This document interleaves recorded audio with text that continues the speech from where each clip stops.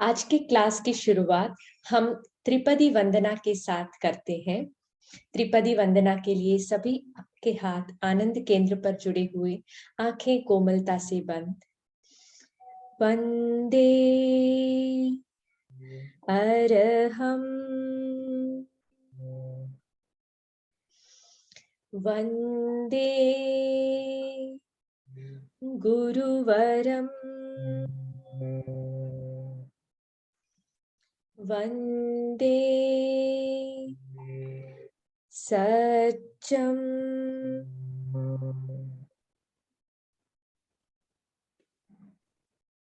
आदरणीय मोदी जी सर और आज हमारे साथ जुड़े हुए सभी प्रेक्षा प्रशिक्षकों और साधकों को सादर जय जिनेंद्र। आप सबका आज की क्लास में स्वागत है। आज की क्लास के 3 मुख्य अंग हैं। सबसे पहले हम रेणु जी बैद से लेवल 2 ऑनलाइन क्लास के बारे में महत्वपूर्ण गाइडलाइंस सुनेंगे। आगे हमारे वरिष्ठ प्रेक्षा प्रशिक्षक Modi ji sir question papers discuss करेंगे और पिछले हफ्ते के आंसर्स भी, क्वेश्चंस के आंसर्स भी हमें बताएंगे। उसके बाद अगर कोई भी साधक अपने ध्यान से जुड़े हुए एक्सपीरियंस को यहाँ पे शेयर करना चाहते हैं तो कर सकते हैं। सबसे पहले रेणु जी बैद। वंदे गुरुवरम। ओम अरहम। पिछले 6 महीनों से जैसे कि सबको ज्ञात है कि लेवल 2 ऑनलाइन क्लासेस का सेकंड सेशन हमारा स्टार्ट हुआ था 15 जून से और कल लास्ट क्लास है इस सेशन की।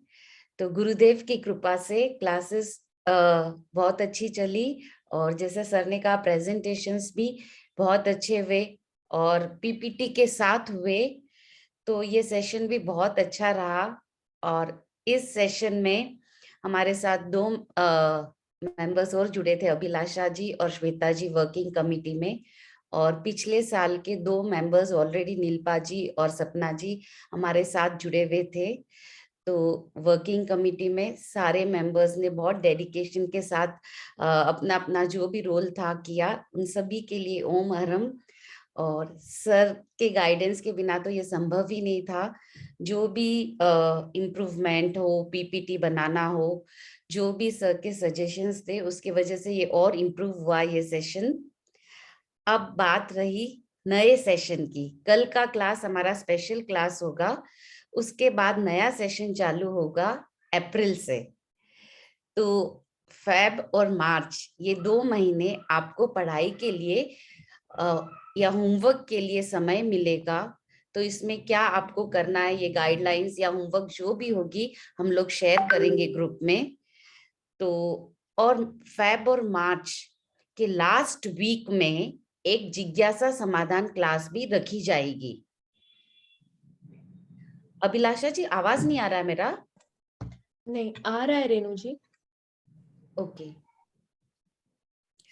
तो फेब और मार्च में लास्ट वीक में एक जिज्ञासा समाधान की क्लास भी यानी डाउट क्लास भी रखी जाएंगी। तो जो भी आपकी जिज्ञासाएं हैं वो सर उसको सॉल्व करने की या उसको समाहित करने की कोशिश करेंगे। और दूसरी बात है कि ये 2 महीने आपको जो भी होमवर्क दिया जाएगा वो आप अच्छे से करेंगे, साथ में ध्यान और आसन प्राणायाम जो भी आपका रेगुलर चल रहा है वो करेंगे। अप्रैल से हमारा जब नया सेशन स्टार्ट होगा तो ये अप्रोक्स मैं बता रही हूँ, अप्रैल से सितंबर तक हमारा नया सेशन रहेगा। जैसे अभी क्लासेस चलिए लेवल 2 की वैसी। उसके बाद अक्टूबर टू दिसंबर जो लोग लेवल 2 की तैयारी कर रहे हैं उनके प्रेजेंटेशंस होंगे। और उसके बाद दिसंबर से हम प्रयास करेंगे कि लगभग दिसंबर से कॉन्टेक्ट क्लासेस जो भी लेवल 2 की एग्जाम दे रहे हैं उनकी कॉन्टेक्ट क्लासेस भी रखी जाए। तो ये एक टेंटेटिव प्लानिंग है लेवल 2 का जो मैंने अभी बताया है। और अप्रैल से नया सेशन, तीसरा सेशन स्टार्ट होगा। जो भी नए पार्टिसिपेंट्स है ये 2 महीने के दौरान जो भी इस सेशन में वीडियो, जो भी रिकॉर्डिंग है लेवल 2 की वो जरूर सुने और होमवर्क करें, ताकि जब नए सेशन स्टार्ट होंगे तो वो जल्दी से कनेक्ट हो पाएंगे और जिज्ञासाएं भी आएंगी उनकी। तो इसी के साथ ओम अरहम। और एक बात और, हमारे इस जो 3 क्वेश्चन सर ने दिए थे उसके 15 पार्टिसिपेंट्स ने आंसर भेजे हैं, उन सभी के लिए ओम अरहम। और आंसर सर डिस्कस करेंगे, तब आप चेक कर सकते हैं। ओम अरहम।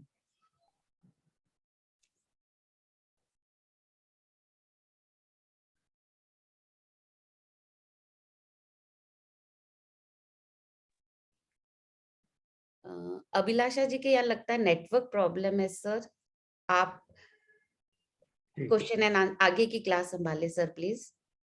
वंदे गुरुवरम, वंदे गुरुवरम, वंदे गुरुवरम।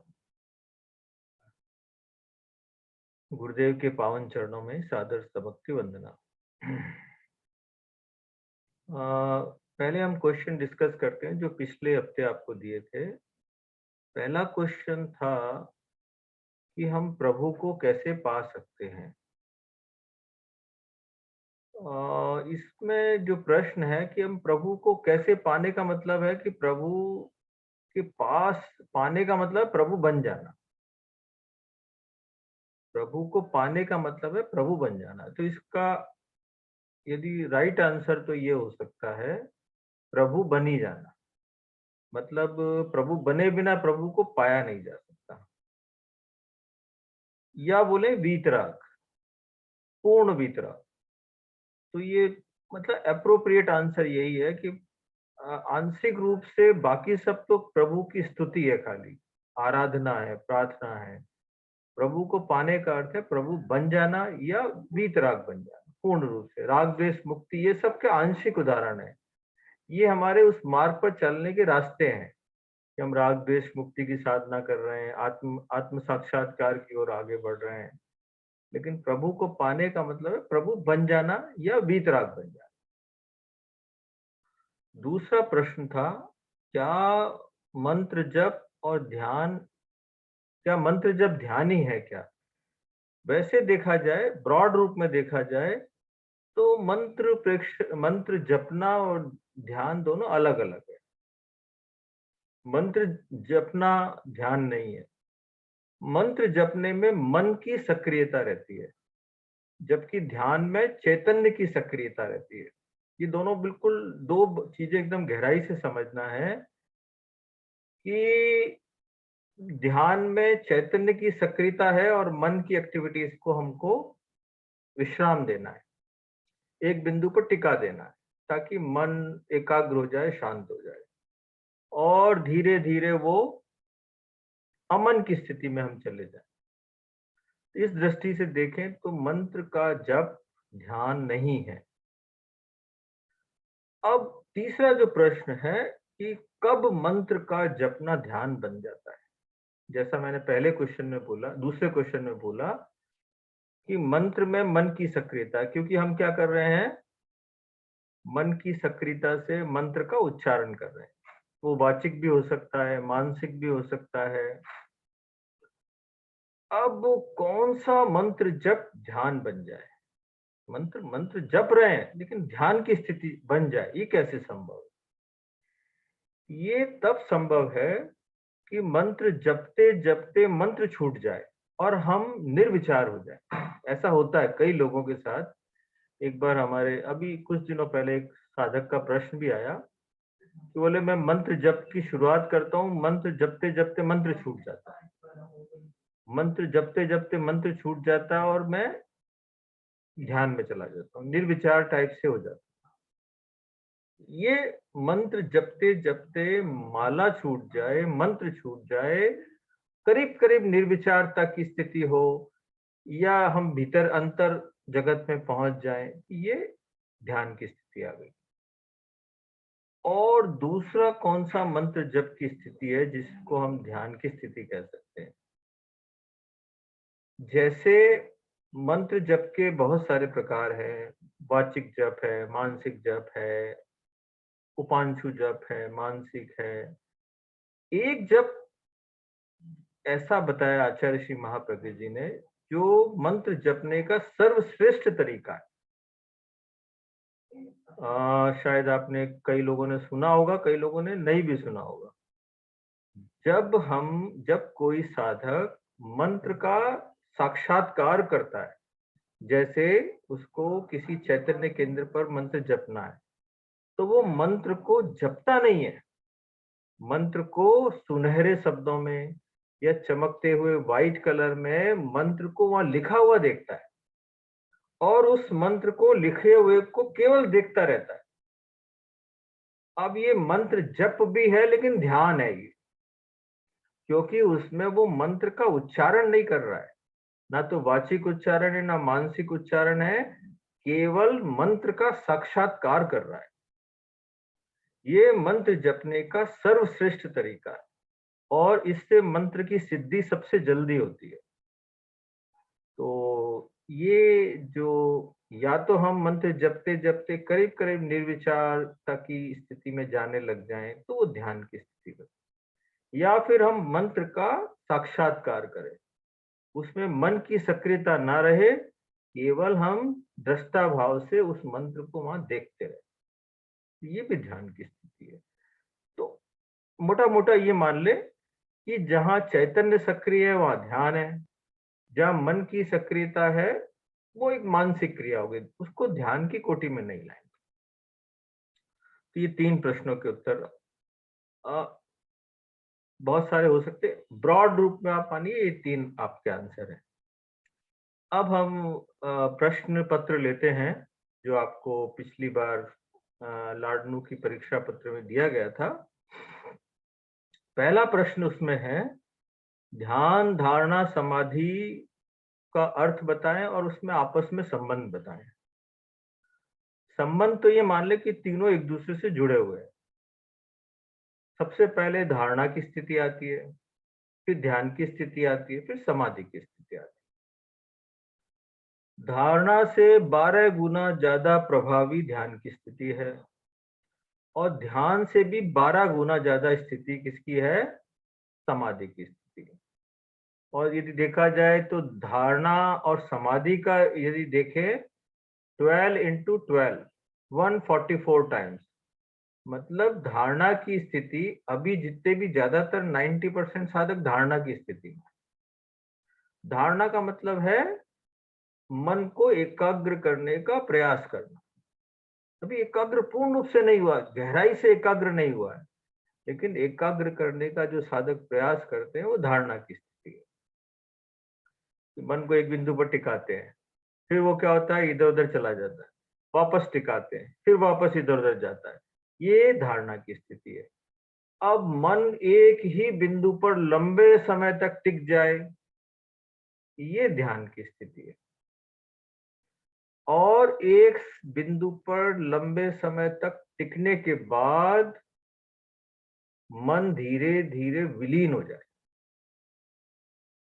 तो ये ध्यान में भी 2 तरह की स्थिति बनती है कि ध्यान में हम क्या है, बहुत गहरी एकाग्रता में है, बीच बीच में अमन का भी अनुभव होता है कि जब समय करीब करीब निर्विचार है, निर्विकल्प है, अमन की स्थिति, मन की सक्रियता नहीं। लेकिन समाधि की स्थिति इन सबसे परे की स्थिति है। समाधि की स्थिति है जिसमें ना तो हम मनस्क तो है ही नहीं, मनस्क तो हम धारणा और ध्यान में ही रहते, अमनस्क हैं, अमन से भी परे है, मतलब वहां मन का कोई अस्तित्व ही नहीं है। जहां मन का अस्तित्व रहता है वहां तो अमन की बात आती है। ये समाधि की स्थिति में हम शरीर के स्तर से परे चले जाते हैं, तो फिर मन और अमन की बात ही छूट जाती है। तो इसको समाधि को बोला गया नो इंद्रिय, मतलब जहां इंद्रियां पूर्ण रूप से निष्क्रिय हो गई हैं, जहां मन का कोई अस्तित्व ही नहीं है, तो नो मन। तो नो मन की स्थिति, नो इंद्रिय की स्थिति, जहां इंद्रियों की कोई सक्रियता नहीं है, पूर्ण रूप से निष्क्रिय हो चुकी है, जहां मन का कोई अस्तित्व नहीं बचा है, चित्त चेतना में समाहित हो गया, केवल चेतना ही बची है। और इसको ये भी कह सकते हैं जैसे ध्येय, ध्यान और ध्याता, ये तीनों एक ही हो गए, ये समाधि की स्थिति है। तो इस दृष्टि से धारणा, ध्यान, समाधि, ये तीनों ही सबसे पहले हम धारणा का अभ्यास करते हैं, अपने मन को एक जगह टिकाने का। अब जैसे एक और एग्जांपल लेते हैं, जैसे लेटर है ABCD। अब हमारा मन ABCD इन 4 में घूम रहा है, ये धारणा की स्थिति है। हमारे इंग्लिश के कितने लेटर हैं? शायद 26 लेटर होंगे, शायद 26 है। तो अब 26 में से हमने क्या किया, 4 पर अपने मन को एकाग्र करने की कोशिश कर रहे हैं। तो हमारा मन क्या है, कभी A पर जा रहा है, कभी B पे जा रहा है, कभी C पे जा रहा है, कभी D पे जा रहा है। इन चारों में घूम रहा है, ये धारणा की स्थिति है। एकाग्र हो रहा है कुछ क्षण के लिए, कभी A पर कभी B पर, ऐसे घूम रहा है। हमारा ध्येय A का है लेकिन B पर जा रहा है, फिर A पर आ गया, फिर A पे गया, फिर C पर आ गया, फिर वापस A पर आया, फिर D पर चला गया। तो ये धारणा की स्थिति है। अब ध्यान की स्थिति, ध्यान में क्या है, गहरी एकाग्रता है, A पर एकाग्र होना है। तो A पर एकाग्र होना है, रेयरली वो B पर जाता है, CD खत्म हो गए, ऑप्शन खत्म हो गए, रेयरली B पर गया, वापस ज्यादा A ही है उसको, कभी कभी A भी नहीं है, अमन की स्थिति भी बीच बीच में आ रही है। ये ध्यान की स्थिति मान। और समाधि की स्थिति मतलब ये सबसे परे की स्थिति, चित्त चेतना में समाहित, ध्याता, ध्येय और ध्यान ये सब एक हो गए, ये समाधि की स्थिति। इंद्रियों से परे, मन से परे, भीतर चले गए, चित्त चेतना में समाहित हो गया, ये समाधि की स्थिति। अब अगला प्रश्न था, ध्येय सूत्र का अर्थ बताएं। ध्येय सूत्र है हमारा संपिक्खई अपगमप्पयेनम, आत्मा के द्वारा आत्मा को देखें, स्वयं स्वयं को देखें। तो यदि इसका तात्विक दृष्टि से इसका अर्थ करें तो अर्थ होता है ज्ञान आत्मा के द्वारा कषाय आत्मा को देखें। और पहले ये भी आता था कि उपयोग आत्मा के द्वारा योग आत्मा को देखें, वो भी ठीक है। उपयोग लगाना, चेतना के द्वारा उपयोग लगाना और मन वचन काया की चंचलता को देखना, ये भी एक दृष्टि से ठीक है। ये तात्विक दृष्टि से हुआ कि हम ज्ञान आत्मा, क्योंकि चित्त क्या है, ज्ञान आत्मा का रूप है, चित्त में ज्ञान करने की शक्ति है।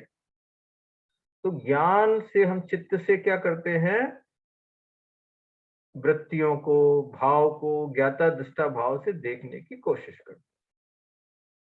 तो ज्ञान आत्मा से कषाय आत्मा को देखना भी आत्मा के द्वारा आत्मा को देखना।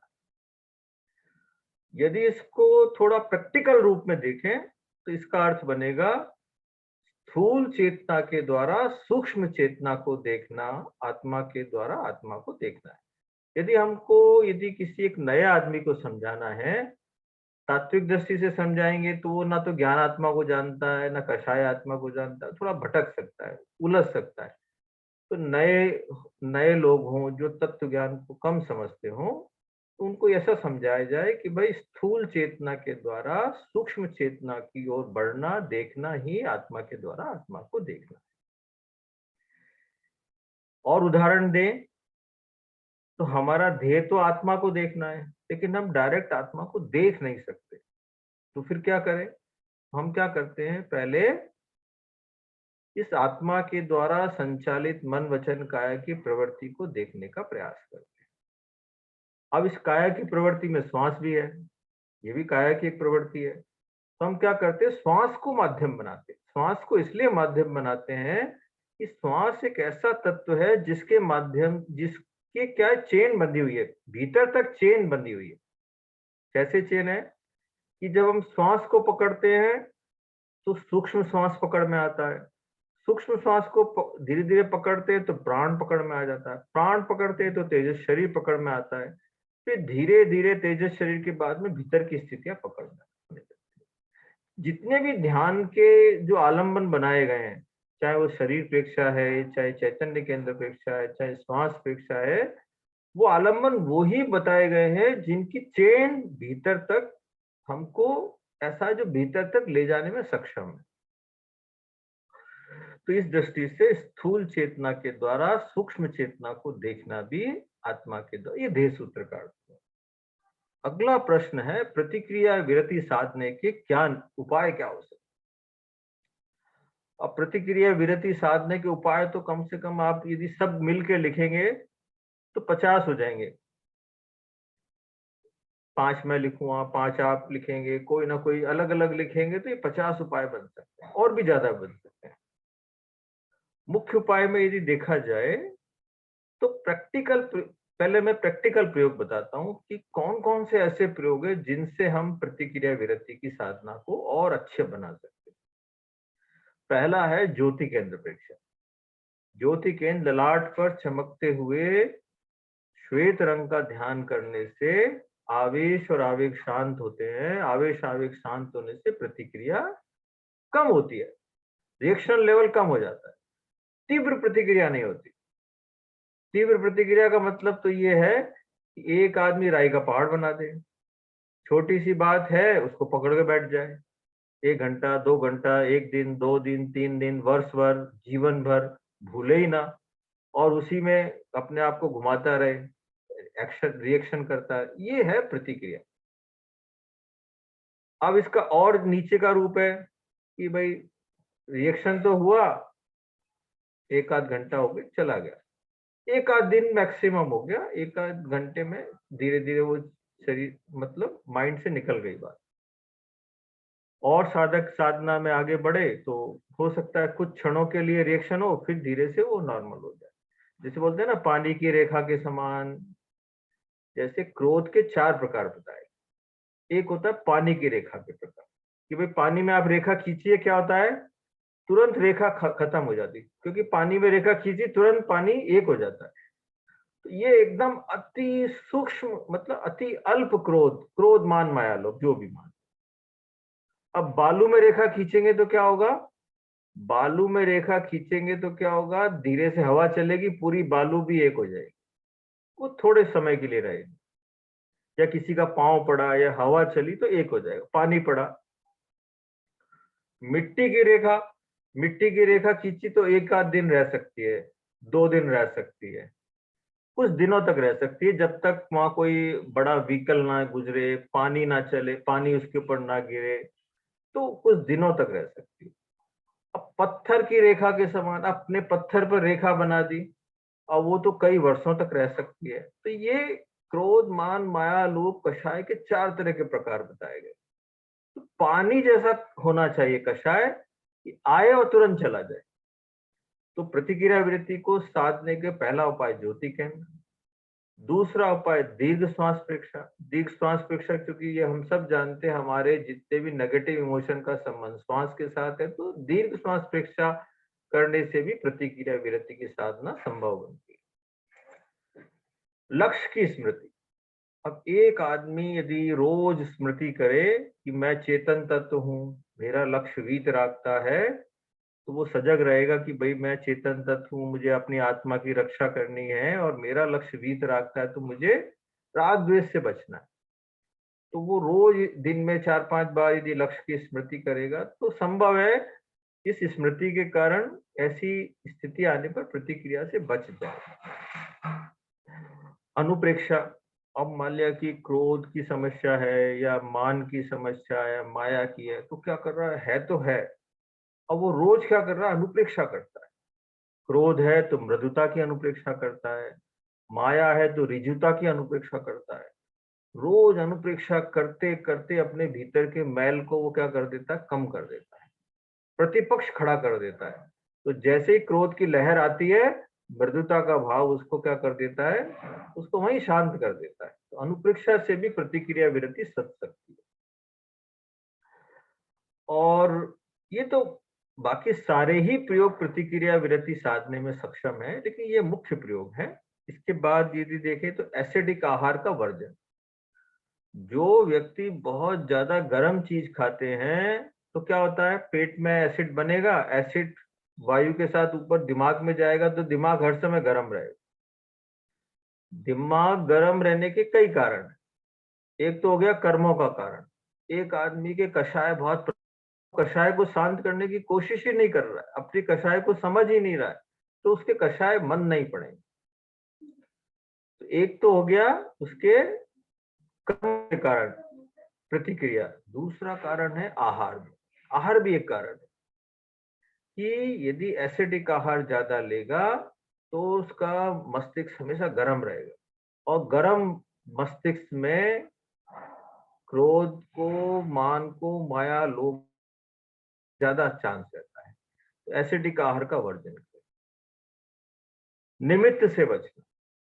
अब आपको कोई आदमी ऐसा लगता है कि इससे बात आप करेंगे तो ये तिल का ताड़ बनाने ही वाला है, तो आप उससे बहुत सावधानी से बात करें। उससे हो सके तो बात करने से बचें एक बार, ताकि आपको कोई अवसर ही नहीं मिले प्रतिक्रिया करने का। तो ये आपकी सावधानी है कि ऐसे लोगों से थोड़ा बच के रहना चाहिए। और संकल्प कर ले कि भाई आपने जिस दिन क्रोध, कषाय कोई भी किया, प्रतिक्रिया की, उस दिन आप नमक या चीनी या कोई ऐसी चीज छोड़ दें, प्रिय चीज को छोड़ दें। तो आप रोज ऐसा अभ्यास करेंगे तो धीरे धीरे क्या होगा, प्रतिक्रिया कम होने लग जाएगी, क्योंकि कि पूरे दिन याद रहेगा कि आज प्रतिक्रिया की है तो आज मैंने ये संयम कर रहा हूँ। तो ऐसा करने से भी प्रतिक्रिया विरति सध जाती है। और मौन का अभ्यास, मौन डेली करें, कुछ तो संकल्पबद्ध करें, कुछ आप निमित्त आने पर करें। अब प्रतिक्रिया की स्थिति, सामने वाला आपका टेस्ट कर रहा है, क्रोध में आ गया है, तो आप मौन हो जाए।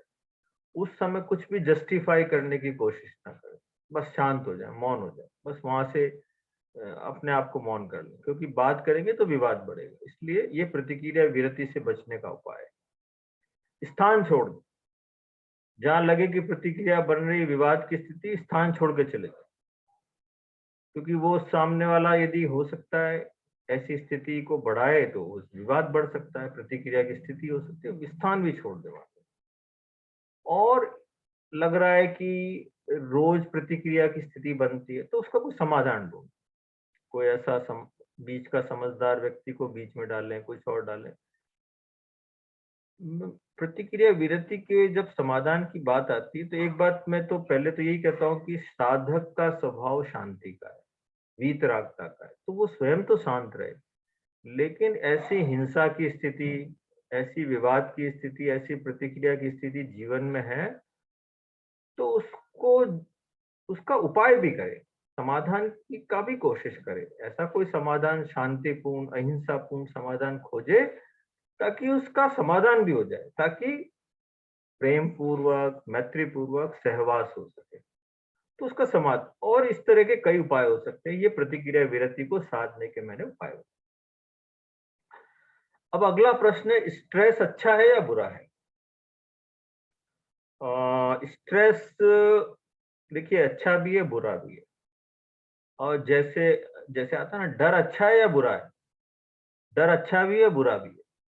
ऐसे ही स्ट्रेस अच्छा भी है, बुरा भी है। डर अच्छा क्यों है? आप देखिए, यदि आप अपने टीचर से डरते हैं तो आप क्या होगा, होमवर्क करके लेके जाएंगे, थोड़े डिसिप्लिन रहेंगे, पढ़ाई अच्छी करेंगे। और यदि आपका गुरु से भय है या माता पिता से भय है तो आप थोड़ा सा बुरे काम से, पाप से बचेंगे। पाप से डर है, कर्मों से डर है, तो भी पाप से बचेंगे। तो डर एक दृष्टि से अच्छा, पॉजिटिव है। लेकिन डर जब एंजाइटी का रूप ले ले, चिंता का रूप ले ले, तो वो हमारे लिए खराब। इसी तरीके से स्ट्रेस क्या है? स्ट्रेस हमको काम करने का मोटिवेशन देता है। अब जैसे परीक्षा का स्ट्रेस है, डेडलाइन आ रही है, तो आपकी जैसे ही लेवल 2 एग्जाम की डेट डिक्लेयर होगी, आपकी दिल की धड़कनें बढ़ने लग जाएगी। आप थोड़ा स्ट्रेस फील करेंगे कि भाई डेट नजदीक आती जाएगी, लेवल 2 का कोर्स तो बहुत बड़ा है। तो उस स्ट्रेस के कारण आप क्या करेंगे, अपने आप को, जो समय आप थोड़ा सा वेस्ट कर रहे थे वो आप अब पढ़ाई की तरफ लगाएंगे। तो स्ट्रेस आपको मोटिवेशन देता है काम करने के लिए, आपको एफिशिएंट बनाता है। तो जितना जितना डेट नजदीक आएगी, जितना जितना स्ट्रेस बढ़ेगा, उतनी उतनी एफिशिएंसी बढ़ेगी। लेकिन कब तक बढ़ेगी? जब तक आप शांत हैं, पॉजिटिव है, उस स्ट्रेस को आपने मोटिवेशन का रूप दे रखा, तब तक वो पॉजिटिव है, आपकी एफिशिएंसी बढ़ा रहा है लगातार। लेकिन जैसे ही स्ट्रेस चिंता का रूप ले ले, तनाव का रूप ले ले, एंजाइटी का रूप ले ले, वो फिर आपकी एफिशिएंसी को डाउन करना चालू कर देगा। वो एक ऐसा लेवल आएगा जहां चिंता, एंजाइटी, भय का रूप स्ट्रेस ले रहा है, वहां आप क्या करेंगे, पढ़ना छोड़ देंगे, हताश हो सकते हैं, बोले इस बार तो मैं एग्जाम दूंगा ही नहीं, अब नहीं हो सकता है मेरे से। तो स्ट्रेस एक मोटिवेशन के रूप में अच्छा है, लेकिन वो टेंशन का, एंजाइटी का रूप ले ले तो वो बुरा है। और इसका प्रयोग क्या है? स्ट्रेस को दूर करने का वैसे तो सबसे अच्छा प्रयोग तो रिलैक्सेशन है, कि स्ट्रेस को दूर, फिजिकल, मेंटल, इमोशनल, तीनों ही तरह के स्ट्रेस को दूर करने का सबसे अच्छा जो कायोत्सर्ग है। और दीर्घ श्वास प्रेक्षा भी इसका उपयोग अच्छा अच्छा प्रयोग है, कि जैसे देखते हैं कि जो कई लोग घबरा जाते हैं, स्ट्रेस में आ जाते हैं, तो श्वास छोटा हो जाता है। तो दीर्घ श्वास प्रेक्षा का अभ्यास करने से जल्दी से स्ट्रेस में नहीं जाता। तो स्टूडेंट्स को भी हम एडवाइस करते हैं कि आप दीर्घ श्वास प्रेक्षा का अभ्यास करो, ताकि एग्जाम में या कोई भी कंडीशन में आप घबराए नहीं, आपका श्वास छोटा नहीं बने। छोटा श्वास नहीं होगा तब तक घबराहट आपका पर हावी नहीं होगी। तो दीर्घ श्वास प्रेक्षा और कायोत्सर्ग स्ट्रेस को काबू करने के लिए दो अच्छे प्रयोग। ज्योति केंद्र प्रेक्षा भी लिख सकते हैं आप, कि ज्योति केंद्र प्रेक्षा से भी क्या होता है, आवेश और आवेग कम होते हैं, एंजाइटी कम होती है, तो इससे भी स्ट्रेस पर कंट्रोल किया जा सकता है। इम्यून सिस्टम को अच्छा बनाने के क्या उपाय है? मैं साइंटिफिक कारण नहीं लिखूंगा। साइंटिफिक कारण अभी शायद अगले हफ्ते माया जी की क्लास है, वो बता देंगे आपको इम्यून सिस्टम के बारे में और इसको अच्छा बनाने के लिए। मैं आपको प्रैक्टिकल उपाय बताना चाहता हूँ। प्रैक्टिकल उपाय ये है कि एक तो योगासन। जो व्यक्ति योगासन रोज करता है, तो योगासन करने से पूरे शरीर का ब्लड सर्कुलेशन इंप्रूव होता है, सारे मसल्स फ्लेक्सिबल बनते हैं, मसल्स में जो भी लैक्टिक एसिड है वो निकलता है, जो गंदगी है वो बाहर आ जाती है। जैसे बोलते हैं ना, हम झटकाते हैं, पूरे शरीर को हम झटका देते हैं, गंदगी को बाहर निकाल देते हैं। तो योगासन शरीर के एक एक हिस्से को स्वस्थ बनाने का बहुत अच्छा उपाय है।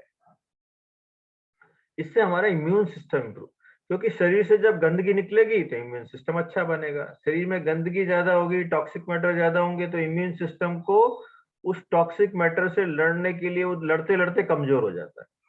तो जितना टॉक्सिक मैटर शरीर में कम होगा, इम्यून सिस्टम उतना मजबूत होगा, क्योंकि उसके पास लड़ने के लिए शरीर में टॉक्सिक मैटर नहीं है, तो वो क्या हो सकता है, बाहर के बैक्टीरिया, वायरस से लड़ने के लिए उसके पास टाइम भी है और एनर्जी भी है।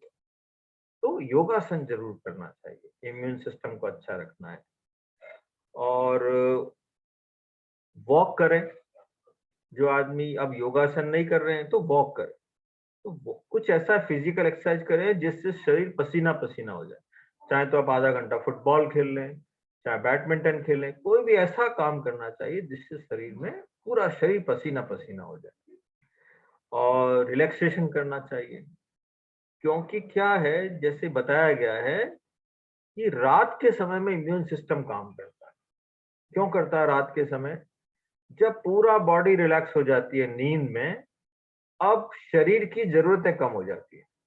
पूरा शरीर, जितना भी हमारे शरीर में टूट फूट का काम है वो रात में होता है, हीलिंग का काम रात में होता है, और इम्यून सिस्टम सक्रिय हो जाता है उस समय, क्योंकि शरीर को सक्रिय रखने के लिए एनर्जी बहुत ज्यादा नहीं चाहिए, क्योंकि उस समय पूरा शरीर रिलैक्स है।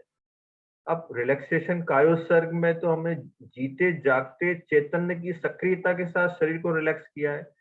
ऐसी स्थिति में इम्यून सिस्टम की पावर तो और ज्यादा बढ़ जाती है, क्योंकि उस समय ना केवल शरीर, क्योंकि हमारा रिलैक्सेशन नींद से भी ज्यादा पावरफुल है, और उस समय हमारा चैतन्य भी सक्रिय है, चैतन्य की सक्रियता भी है, शरीर बहुत डीपली रिलैक्स्ड है। तो रिलैक्सेशन से भी इम्यून सिस्टम की पावर बहुत बढ़ जाती है। और सात्विक आहार लें। जितना जंक फूड खाएंगे इम्यून सिस्टम कमजोर बने, क्योंकि जंक फूड को पचाने के लिए एनर्जी ज्यादा लगेगी। दूसरा, जंक फूड के साथ टॉक्सिक मैटर शरीर में ज्यादा आएगा। तो टॉक्सिक जंक फूड से बचना, सात्विक आहार लेना, बैलेंस डाइट होनी चाहिए। बैलेंस डाइट का मतलब है उसमें विटामिन भी हो, मिनरल्स भी हो, जैसा पिछली बार अभी आपके पास प्रेजेंटेशन हुआ था कि कौन कौन से विटामिन क्या क्या काम करते हैं, तो सारे विटामिन भी जाएं, मिनरल भी जाएं, ताकि हमारा बैलेंस डाइट हो। रात्रि भोजन का निषेध हो। रात्रि भोजन जो करेगा, खाना पचेगा नहीं, कोलेस्ट्रॉल बढ़ेगा, मोटापा बढ़ेगा। तो रात्रि भोजन का यथासंभव या सोने से 4 घंटे 3 घंटे पहले तो ले ही ले आहार। भाव क्रिया, जो व्यक्ति भाव क्रिया में रहता है, इसका मतलब अनावश्यक चिंतन से बचता है। पास्ट और फ्यूचर, जो भाव क्रिया का मतलब वर्तमान में जीना है, तो पास्ट और फ्यूचर को तो वो इग्नोर करता है। अनावश्यक अनावश्यक पास्ट और फ्यूचर को इग्नोर करता है, तो वो मेंटल श्रम को बहुत बचाता है, मेंटल एनर्जी को से बचाता है, तो वो बहुत ज्यादा इम्यून सिस्टम को अच्छा रख सकता है और उसकी एफिशिएंसी तो बढ़ती है, लेकिन भाव क्रिया से अनावश्यक चिंतन से बचता है, कल्पना से बचता है। प्रतिक्रिया विरति, जितना ज्यादा प्रतिक्रिया करेंगे उतना इम्यून सिस्टम कमजोर बनेगा। क्यों? प्रतिक्रिया करेंगे, आवेश में जाएंगे, रिएक्शन करेंगे, इतना अनाप शनाप बोलेंगे, ये सारा नेगेटिव जहर शरीर में आएगा। क्योंकि नेगेटिव बोला तो नेगेटिव जहर शरीर में आया, नेगेटिव चिंतन किया तो शरीर में जहर उतरा, और कर्मों का बंधन तो हो ही गया, कर्मों का भी बंधन, और इधर नेगेटिव इमोशंस के कारण पूरे शरीर में नेगेटिव सीक्रेशन हुआ। ये सारे नुकसान प्रतिक्रिया से होने वाले। तो प्रतिक्रिया विरति का अभ्यास करें। मैं मतलब आप देखें तो उपसंपदा ध्यान की लाइफ स्टाइल के 5 सूत्र इम्यून सिस्टम को अच्छा बनाने के उपाय। भाव क्रिया, प्रतिक्रिया विरति, मैत्री। अब जो मैत्रीपूर्ण है, हर समय प्रफुल्लित है, आनंदित है, तो इम्यून सिस्टम अच्छा है। मिताहार और मित भाषण। इसके बाद अगला प्रश्न है शरीर प्रेक्षा, चैतन्य केंद्र प्रेक्षा। ये 3 प्रश्न है। शरीर प्रेक्षा, चैतन्य केंद्र प्रेक्षा, अनुप्रेक्षा का आध्यात्मिक आधार लिखें।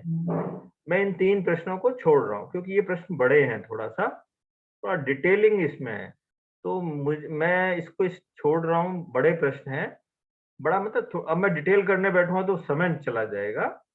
तो मैं सोच रहा हूँ कि इसको आप इसके जो भी प्रेजेंटेशन हुए थे उसको सुन लें।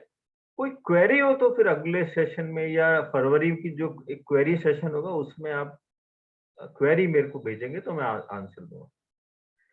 अब अगला प्रश्न है नाड़ी तंत्र का फ्लो चार्ट और उसका चेतना से संबंध। नाड़ी तंत्र का फ्लो चार्ट आपको ग्रुप में शेयर कर दिया है, तो आप उसमें देख लें। अब नाड़ी तंत्र का चेतना से क्या संबंध?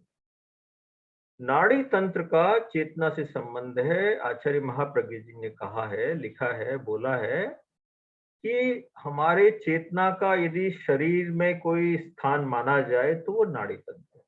चेतना का स्थान माना जाए, चेतना का निवास माना जाए, यहाँ जहाँ चैतन्य प्रकट होता है वो स्थान है नाड़ी तंत्र। तो नाड़ी तंत्र उस दृष्टि से है कि नाड़ी तंत्र का चेतना से संबंध है, ये चेतना का निवास स्थान है, यहाँ से चैतन्य हमारा प्रकट होता है। शरीर में चैतन्य को प्रकट होने का स्थान क्या है? वो हमारा नर्वस सिस्टम। अब अगला प्रश्न है तनाव से हृदय रोग और मधुमेह होता है, प्रमाणित करें और इसकी मुक्ति के उपाय।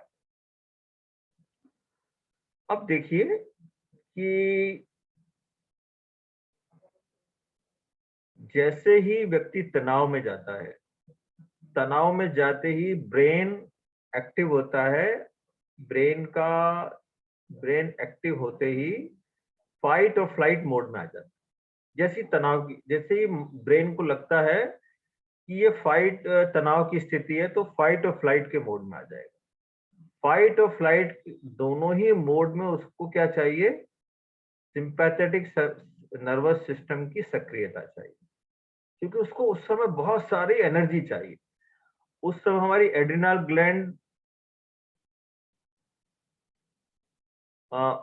ग्लैंड सक्रिय हो जाती है और हमारे सिंपैथेटिक नर्वस सिस्टम सक्रिय हो जाता है। तो शरीर में क्या स्थिति बनती है? तो जैसे ही फाइट और फ्लाइट की स्थिति बनती है, सिंपैथेटिक नर्वस सिस्टम सक्रिय बनता है, एड्रिनल ग्लैंड सीक्रेट करता है, तो क्या होता है? हृदय की धड़कन बढ़ने लगती है। ब्लड प्रेशर बढ़ जाता है और श्वास की गति बढ़ जाती है, छोटा श्वास हो जाता है, गति बढ़ जाती है। जो श्वास नॉर्मली 10 था तो 15, 20, 25, 30, 40 तक पहुंच जाता है। और लीवर्स में जो स्टोर्ड ग्लूकोज है वो शरीर में सीक्रेट हो रहा है, क्योंकि उसको एनर्जी चाहिए, तो ग्लूकोज का सीक्रेशन शरीर में बढ़ जाता है, तो ग्लूकोज का लेवल बढ़ जाता है। डाइजेस्टिव सिस्टम काम करना बंद कर, ये सारी बहुत सारी स्थितियां शरीर में बनती है। शरीर का तापमान बढ़ जाता है, शरीर कठोर बन जाता है, आंखें लाल हो जाती, ये सारी स्थितियां बनने से क्या हुआ, ये स्ट्रेस में बनती है कंडीशन शरीर में। अब आपने देखा कि शरीर में जैसे ही स्ट्रेस हुआ ग्लूकोज का लेवल बढ़ा, तो स्ट्रेस का सीधा संबंध किससे है, ग्लूकोज से। कि जैसे स्ट्रेस बढ़ेगा, तनाव बढ़ेगा, ग्लूकोज बढ़ेगा तो हमारे शरीर में मधुमेह का रोग हो जाएगा। अब शरीर में एक्स्ट्रा ग्लूकोज का सीक्रेशन हुआ, उसका उपयोग, आप ना तो दौड़े, ना भागे, ना आपने ऐसा कोई काम किया जिससे ग्लूकोज को पच जाए, तो हर समय स्ट्रेस वाले का बार बार ग्लूकोज सीक्रेट होने के कारण उसका ग्लूकोज का लेवल हाई रहता है, हमेशा हाई रहता। फिर धीरे धीरे तो पेनक्रियास भी बेचारा ग्लूकोज को लेवल में लाने का काम उसका है, वो भी बेचारा थक जाता है। तो फिर बेचारा मधुमेह रोगी धीरे धीरे ऐसा क्रॉनिक हो जाता है कि उसका रोग फिर लाइलाज हो जाता है। ये तनाव के कारण हो। ऐसे हृदय का रोग, जैसी तनाव की स्थिति आई, हार्ट की गति बढ़ गई, ब्लड प्रेशर बढ़ गया, बार बार तनाव आने से हृदय रोग बढ़ जाए, हृदय रोग भी बन जाता है। तो हृदय रोग और मधुमेह का मुख्य कारण है तनाव। जो तनाव या स्ट्रेस बोले, उसके कारण ये दोनों रोग होते हैं। तो इसके उपाय क्या है, वही, ये सारे उपाय वही आ जाएंगे कि आप रिलैक्सेशन करें, प्रतिक्रिया से बचें, दीर्घ श्वास परीक्षा का अभ्यास करें, ज्योति केंद्र परीक्षा का अभ्यास करें। ये सारे अभ्यास करने से, अनुप्रेक्षा का अभ्यास करें, तो आपके जैसे जैसे प्रतिक्रिया कम होगी, कषाय कम होगा, आवेश कम होंगे, प्रतिक्रिया कम होगी, स्ट्रेस कम होगा, तो धीरे धीरे ये स्थिति को आप ठीक कर सकते हैं। अब अगला प्रश्न है, कोई भी 4 विटामिन के नाम बताइए, तीन तीन इसके उपाय बताइए। तो ये भी आपको शायद पिछली क्लास में आपको बता दिए, तो इसको भी हम छोड़ रहे हैं। विटामिन के नाम और उपाय उसमें आप पिछली क्लास में देख लें। प्रेक्षा ध्यान, संवर और निर्जरा की साधना है। प्रेक्षा ध्यान, संवर और निर्जरा की साधना है, प्रमाणित करो। जैसे हम सब जानते हैं, प्रेक्षा ध्यान साधना का आधार जैसे भगवान महावीर की साधना, जैन दर्शन और संवर और निर्जरा, ये 3 मुख्य आधार। तो वास्तव में ये प्रेक्षा ध्यान, संवर और निर्जरा, संवर निर्जरा, संवर का मतलब है आत्मा पर कर्मों का आत्मा की एक ऐसी स्थिति जहां कर्मों का आकर्षण ना हो, वो संवर। मतलब हम मन वचन काया से कोई भी ऐसी अशुभ प्रवृत्ति ना करें जिससे कर्मों का आकर्षण हो, ये है संवर। अशुभ या शुभ दोनों ही नहीं करें। पूर्ण, यदि रियल सेंस में संवर का मतलब है तो दोनों ही नहीं करना, केवल आत्मा में ही रहना है, वो तो पूर्ण संवर की स्थिति है। लेकिन अब ऐसा संभव नहीं है, तो हम सबसे पहले क्या बोलते हैं कि भाई केवल पहले आप शुभ को तो छोड़ दो एक बार, क्योंकि आपके पास सीधा डायरेक्ट अमन होने की स्थिति नहीं है, निर्विकल्प होने की स्थिति नहीं है। तो क्या करो, कम से कम अशुभ को तो छोड़ दो, पाप को तो छोड़ दो, पापकारी मन वचन काया की प्रवृत्ति को तो छोड़ ही दो, ताकि अशुभ कर्मों का बंधन तो कम से कम इतना संभव हो जाए कि अशुभ कर्मों का बंधन ना हो। तो इसके लिए क्या करना पड़ेगा, मन वचन काया की अशुभ प्रवृत्ति को छोड़ना पड़ेगा।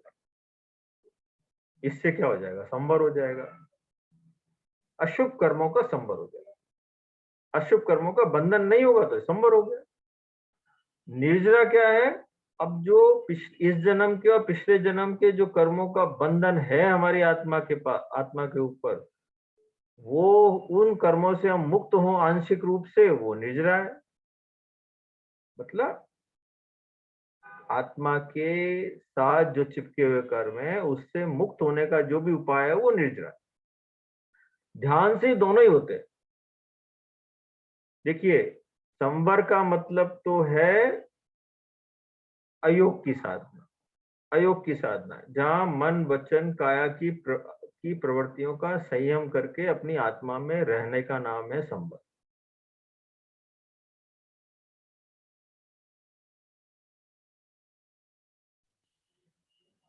केवल ज्ञाता दृष्टा भाव से आत्मा मन वचन काया की प्रवृत्तियों को एकदम शांत करते हुए ज्ञाता दृष्टा भाव से रहे, ये पूर्ण संभव है।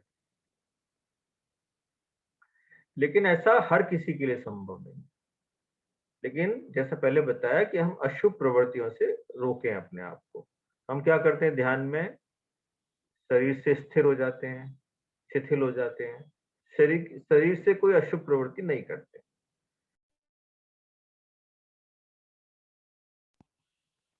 वाणी से मौन, तो वाणी की अशुभ प्रवृत्ति से बच गए।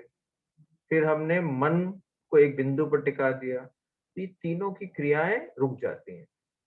तो इन तीनों की क्रियाएं रुकने के कारण संवर की स्थिति धीरे धीरे घटित होने लगती, क्योंकि कर्म बंधन का मुख्य कारण है मन वचन काया की प्रवृत्ति और मोह। ये दोनों जुड़ते हैं तो कर्म का बंधन होता है। अब ध्यान की स्थिति में हम चूंकि ज्ञाता दृष्टा भाव में है, तो उस समय मोह भी नहीं है, हमको भटकाने वाला भी कोई तत्व नहीं है, तो ऐसी स्थिति में संवर घटित हो जाता है।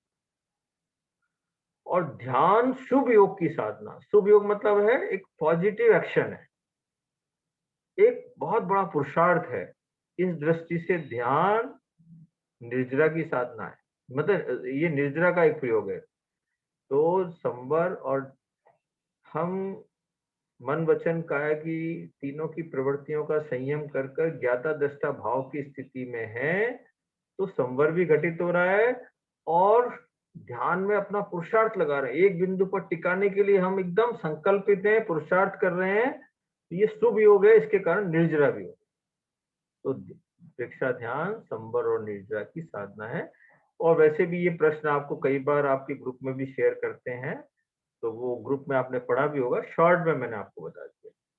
अब अगला प्रश्न है, प्रेक्षा ध्यान साधक के जीवन में प्रवृत्ति और निवृत्ति का क्या महत्व है? प्रेक्षा ध्यान साधक के जीवन में प्रवृत्ति का भी महत्व है और निवृत्ति का। देखिए, प्रवृत्ति तो जीवन चलाने के लिए।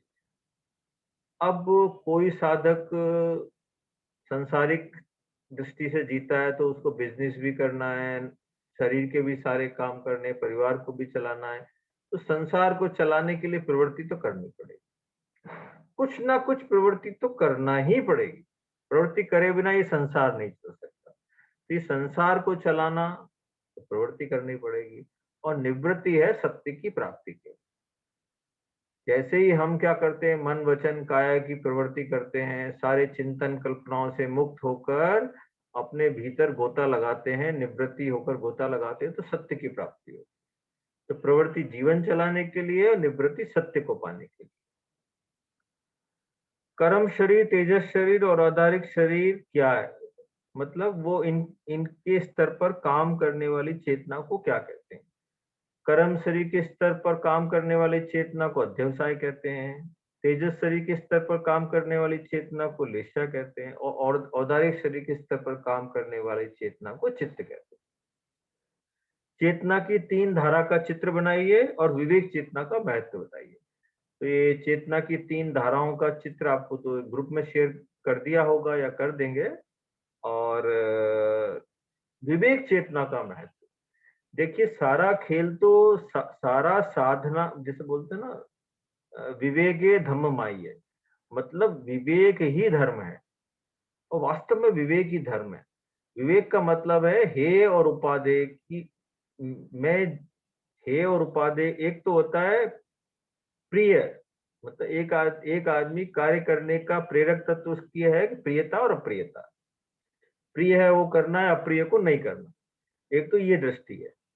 एक है हे और उपादेय, कि क्या अच्छा है और क्या बुरा है। आत्मा की दृष्टि से, कर्मों की, कर्म बंधन की दृष्टि से क्या उचित है, क्या अनुचित है। तो ये दो दृष्टि हो गई। तो ये वाली जो दृष्टि है, आध्यात्मिक दृष्टि से क्या है, जो हे और उपादेय को देखकर अपने चरण को आगे बढ़ाता है, कोई भी काम करता है, वो विवेक है कि भाई जो अच्छा है, जो आध्यात्मिक दृष्टि से है, जिसमें कर्म बंधन या तो नहीं है या कम है, वो विवेक का काम।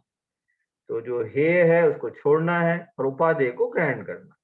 तो विवेक शक्ति जिसके भीतर जग जाती है, तो वो बहुत सारे पापों से बच सकता है, बुरे से बच सकता है, अच्छे को स्वीकार कर सकता है। तो जितना जितना विवेक का जागरण है, उतना उतना वो जीवन में अच्छा बना रह सकता है। तो विवेक का बहुत बड़ा महत्व। और विवेक को लुप्त करने वाले तत्व क्या है? मूर्छा, मोह। जितना जितना सघन मोह होगा, मूर्छा होगी, उसका विवेक उतना कम काम करेगा।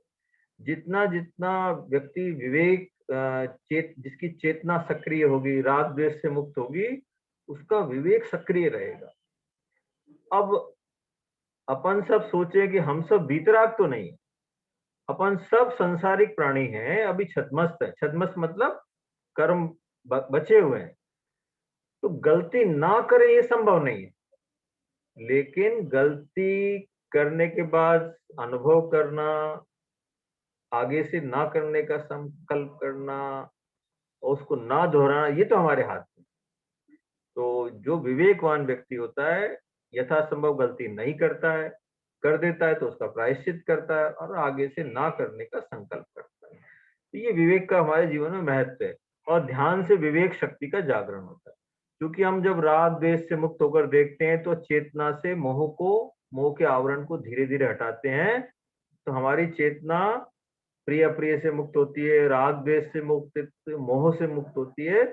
तो विवेक चेतना का जागरण होता है, हे और उपादेय को जानने की शक्ति का जागरण। अगला प्रश्न है, सृष्टि संचालन के क्या नियम है? सृष्टि संचालन के 3 नियम है, उत्पाद, व्यय और द्रव्य। हम सब जानते हैं, जैन दर्शन की ऐसी मान्यता है कि सृष्टि का संचालन करने वाला ईश्वर नहीं। अब यदि ईश्वर को संचालक मान लें, तो भाई बुरा क्यों है इस सृष्टि में? किसी के साथ भी बुरा क्यों हो रहा है? किसी का शोषण क्यों हो रहा है? किसी की हत्या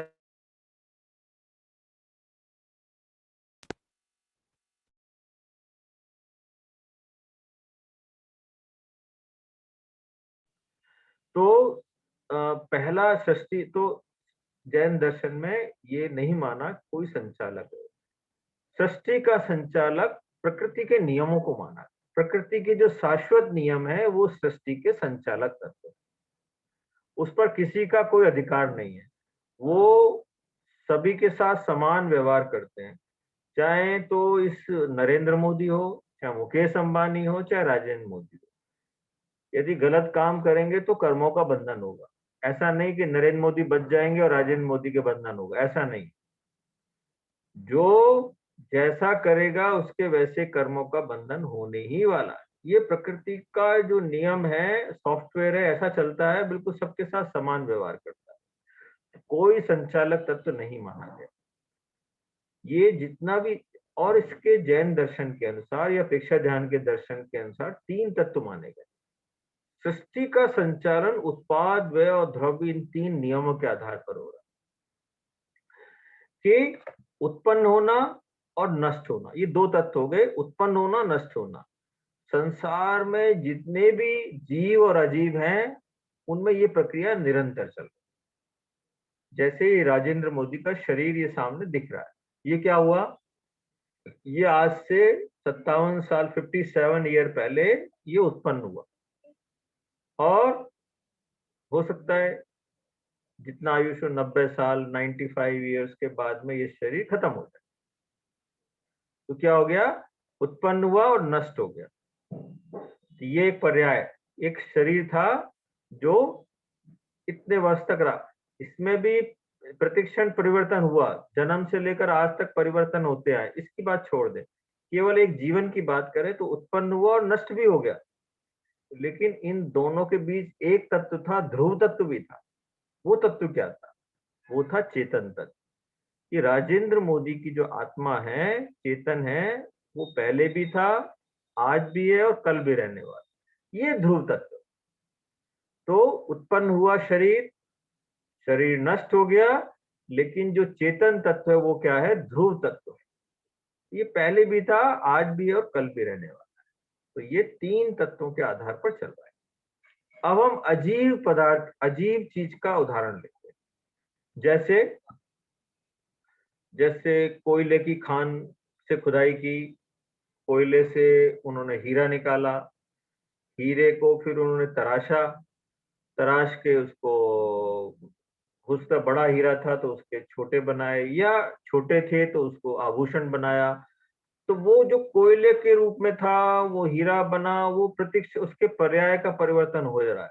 और एक दिन ऐसा आएगा कि वो हीरा खत्म हो जाए, मिट्टी में मिल जाए, वापस वो कई रूप को बदलते बदलते, लेकिन उसमें भी क्या है? रूप बदल रहे हैं, लेकिन उसका जो मूल एटम था, परमाणु था, वो नहीं बदल रहा है।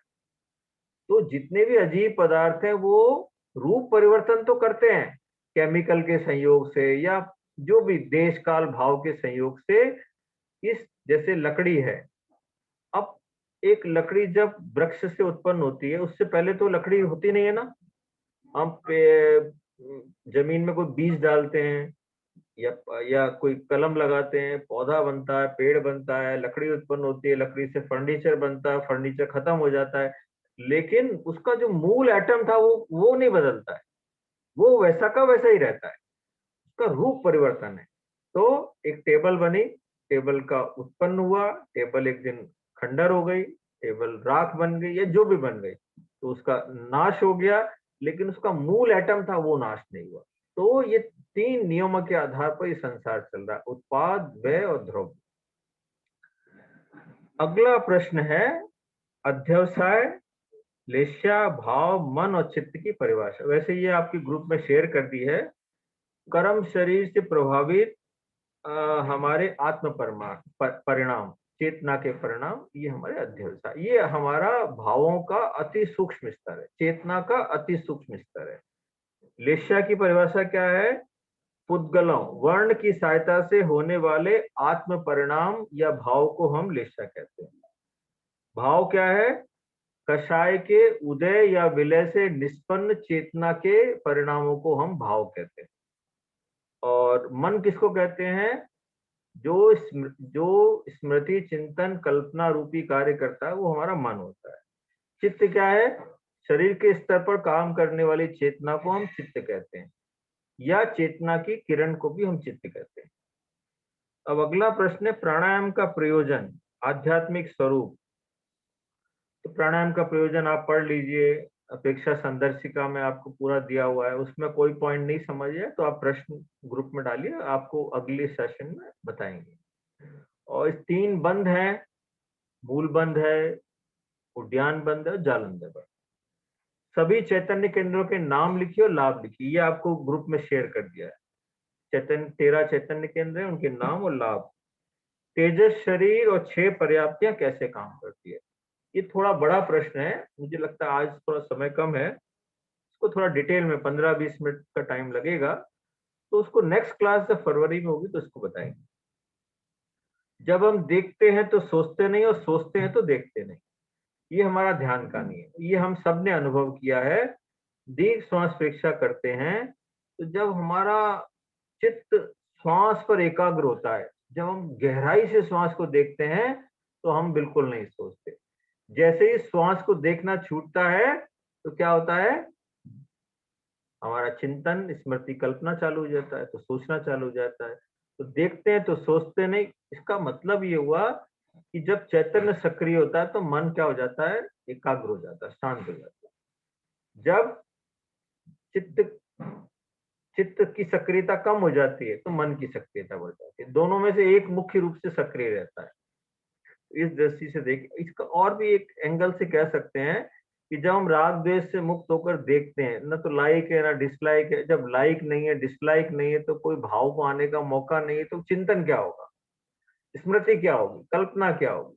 तो जब हम बिल्कुल राग द्वेष से मुक्त हैं, कषाय से मुक्त हैं, और लाइक डिसलाइक से मुक्त हैं, प्रियता अप्रियता से मुक्त है, तो ऐसे में क्या विचार होगा? विचार तो तभी होता है ना, या तो लाइक का या डिसलाइक का या कोई स्मृति का। तो जब तटस्थ है, न्यूट्रल है, चेतना सक्रिय, तो विचार को आने का मौका नहीं मिलता।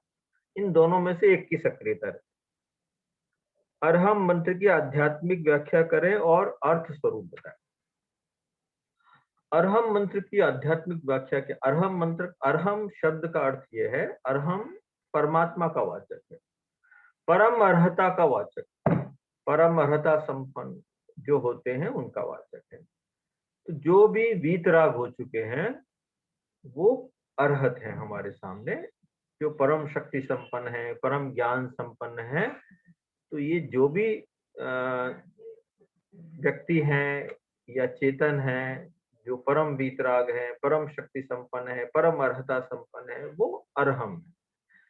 इसमें कोई धर्म का या कोई संप्रदाय का लेना देना नहीं, इसमें लेना देना किसका है? वीतरागता का।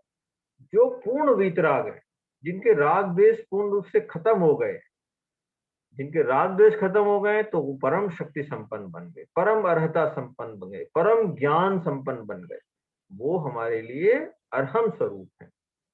जो भी चेतन जिन्होंने पूर्ण वीतरागता को प्राप्त किया, वो हमारे लिए अरहम स्वरूप में है। तो अरहम जैसे ओम परमात्मा का वाचक है, ईश्वर का वाचक है, वैसे ही अरहम परम शक्ति संपन्न वीतरागता का वाचक है। तो अरहम मंत्र का जप करने से वीतरागता बढ़ती है, हमारी अर्हताओं का जागरण होता है। तो अर्हताओं का जागरण, शक्ति का जागरण, ये तो हो गया आध्यात्मिक दृष्टि से। फिर उसका हम यदि तात्विक दृष्टि से या मंत्र की दृष्टि से विश्लेषण करते हैं, तो आ का उच्चारण करने से क्या शक्तियों का जागरण होता है, राहा की शक्तियों से का उच्चारण से क्या जागरण होता है, माँ, ये सब आपकी किताब में लिखा हुआ है, तो वो किताब में पढ़ लें। आ, राहा, माँ का उच्चारण, इन मंत्र के उच्चारण से कौन कौन से चैतन्य केंद्र सक्रिय होते हैं, कौन सी शक्तियां जागृत होती हैं, ये उस मंत्र की आध्यात्मिकता के बारे में आप लिख सकते हैं। और ये अर्थ आ गया और ये इसका स्वरूप आ गया। तो ये ऑलमोस्ट आपका मैंने प्रश्न पत्र आज डिस्कस कर दिया है, और मुझे लगता है शायद टाइम भी हो गया है, अभी तो 9:03 हो गए हैं। तो मुझे लगता है प्रश्नों का तो अब समय शेष नहीं है, तो आप सूचनाएं दे दीजिए इस बार तो। और अभी इस प्रश्न पत्र जो आज डिस्कस किया, इसके संबंध में भी कोई प्रश्न हो, या जो प्रश्न पत्र मैंने आपको बुक से पढ़ने के लिए बताए हैं, जो प्रश्न, उसमें कोई भी आपको जिज्ञासा हो, तो आप ग्रुप में जो आप पे नंबर दिया हूँ, ग्रुप उस नंबर पर आप भेज दीजिए, तो अगले सेशन में वो सारी जिज्ञासाएं ली जा सकती है। ओम अरहम। ओम अरहम सर, आपने बहुत ही सुंदर तरीके से सभी प्रश्नों का हमें उत्तर दिया है, इसके लिए आपके प्रति बहुत बहुत कृतज्ञता। सर क्लास एक्सपीरियंस शेयरिंग हम आगे कभी ले लेंगे सर। जी, आज तो टाइम हो गया है, तो एक क्लास फरवरी में रख लीजिए। हाँ। उसमें पार्टली जैसे 40 मिनट्स एक्सपीरियंस शेयरिंग रख लीजिए, और 20 मिनट्स या जैसा भी 10 मिनट का कोई क्वेश्चंस होंगे तो वो ले। जी, आप प्लीज क्लास संपन्न करवाएं सर। सबके हाथ जुड़े हुए, तो हम पूज्य गुरुदेव के प्रति कृतज्ञता ज्ञापित करेंगे। प्रेक्षा आचार्य श्री महाप्रज्ञ जी के प्रति कृतज्ञता, प्रेक्षा अनुशास्ता आचार्य श्री महाश्रमण जी के प्रति कृतज्ञता, और इस लोक में, इस संसार में जितने भी आचार्य हैं, गुरु हैं, जो भी वीतरागता का मार्ग बता रहे हैं, कल्याण का मार्ग बता रहे हैं, मोक्ष का मार्ग बता रहे हैं, उन सब गुरुओं के प्रति भी कृतज्ञता। कृतज्ञोस्मि, हम सब पूज्य गुरुदेव के प्रति आभारी हैं। कृतज्ञोस्मि, हम सब पूज्य गुरुदेव के प्रति आभारी हैं। कृतज्ञोस्मि, हम सब पूज्य गुरुदेव के प्रति आभारी हैं।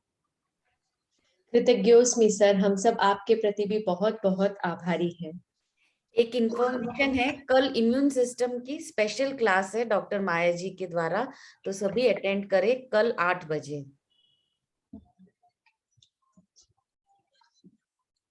थैंक यू सो मच सभी पार्टिसिपेंट्स के प्रति भी। जैसा कि सर ने बताया, आप अपने एक्सपीरियंस शेयरिंग के लिए अपने नाम भेज सकते हैं, तो आगे की क्लास में उनको कंसिडर किया जाएगा। हम कल मिलेंगे माया जी की स्पेशल क्लास के साथ।